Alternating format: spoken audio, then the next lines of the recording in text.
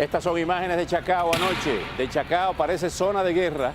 Como pueden observar, están disparando contra los edificios, contra los apartamentos. Disparan y esos gases se esparcen y entran a las viviendas.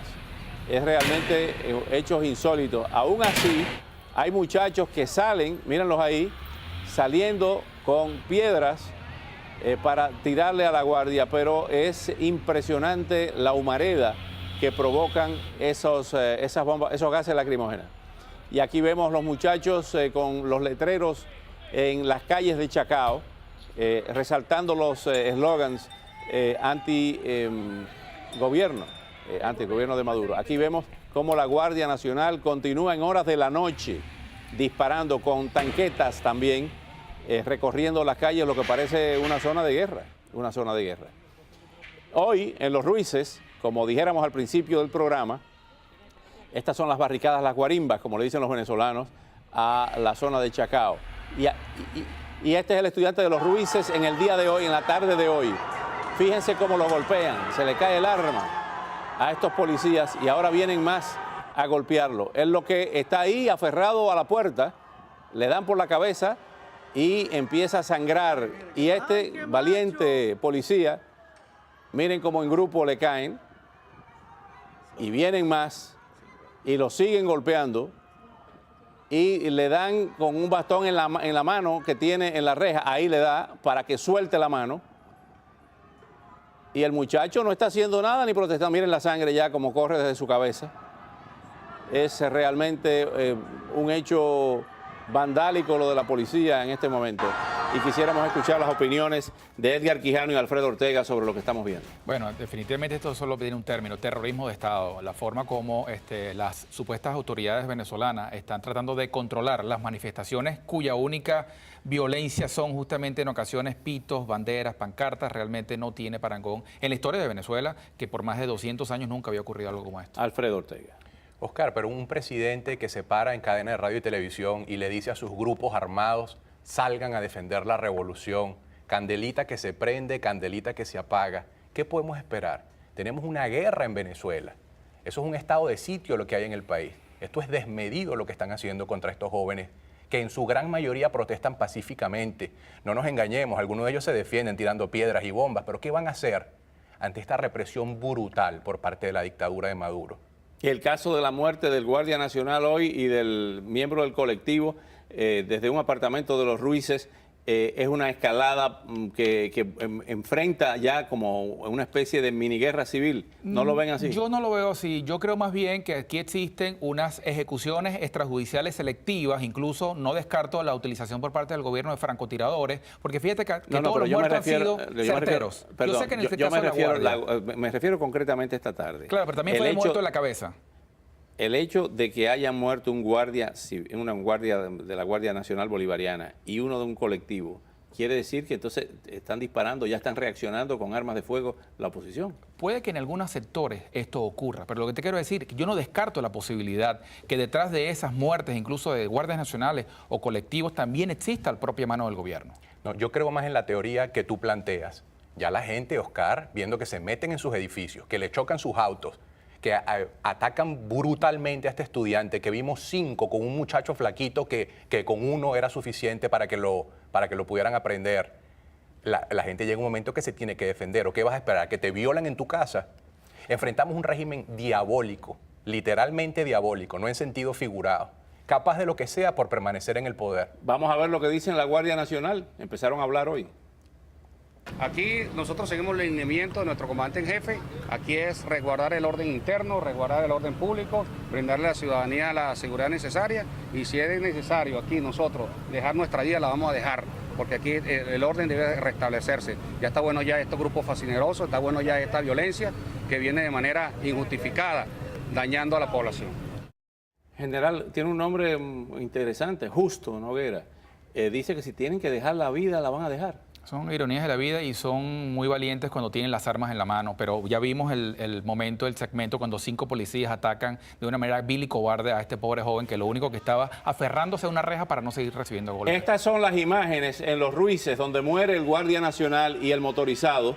Fíjense cómo aquí La Guardia Nacional, junto con civiles con cascos, los colectivos están entrando, son cascos militares, propiedad privada, pero no son militares, están entrando en este residencial en Los Ruices. Y aquí vemos cómo los motorizados continúan sembrando el terror ahí. Vamos a ver, vamos a escuchar el sonido ambiente de allí.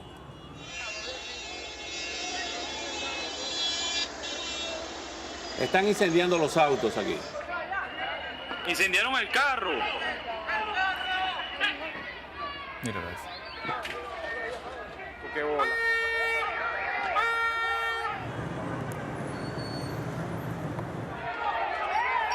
Ahí vienen, ahí vienen.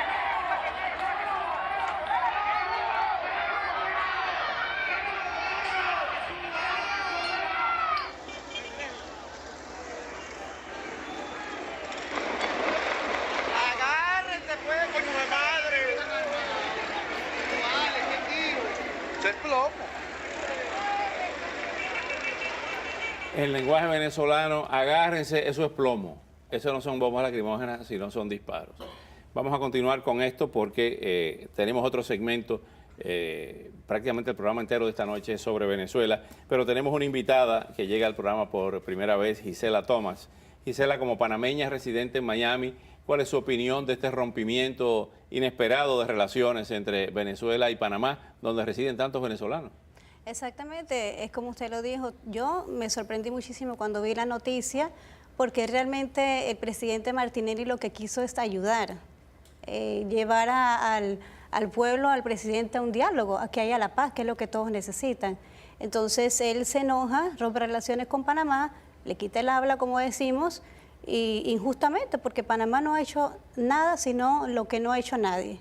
¿Cree que Cuba tuvo algo que ver en esto? Raúl Castro, que estaba en Caracas en el momento que él anuncia ese rompimiento de relaciones, también influenciado por el hecho del barco norcoreano, lo que ha hecho Panamá, donde Cuba fue encontrada culpable de violar el embargo de armas a Corea del Norte, y también el hecho de que la cumbre de presidentes se lleva a cabo el año que viene en Panamá para boicotear esa cumbre de presidentes y jefes de Estado.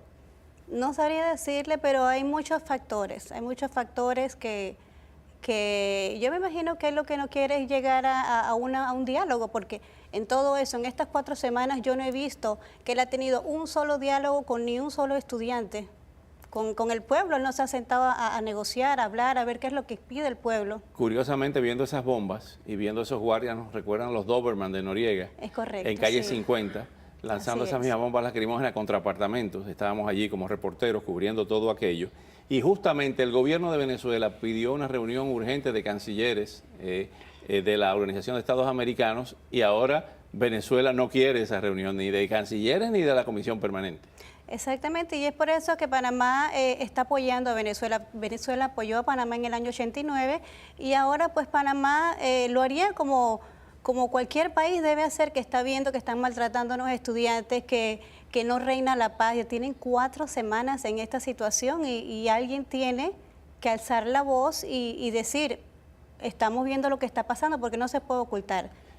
Esta pregunta la hacemos todas las noches y se la hemos hecho ustedes dos, pero realmente esta escalada que hemos visto hoy, lo que acabamos de escuchar de Lilian Tintori, de que mañana hay marchas en Barquisimeto y va el fin de semana a viajar por el país, realmente esta escalada, ¿a dónde va a llegar? No es ¿Cree fácil, que el gobierno va a poder controlar eso? No es fácil realmente hacer un pronóstico del día a día en Venezuela, porque ayer fue Valencia, hoy es Caracas, hace 3 días pudo haber sido en San Cristóbal, en Mérida, todas las ciudades del país donde justamente la oposición en las últimas elecciones del mes de abril obtuvo una victoria importante y le fue desconocida posteriormente, nos indica que aquí hace falta ese toque final para que realmente cese esta represión, que es el toque de las Fuerzas Armadas. Sin Fuerza Armada, esta resistencia cívica, social, es importante, pero no es definitiva. Puede llegar un momento en el tiempo en que se vaya agotando si realmente no cuenta con una fuerza equiparable a la fuerza que tiene en este momento el gobierno, que ponga fin a esta represión. La información de lo que hablábamos hace un rato, de la insubordinación de 3 coroneles en Valencia.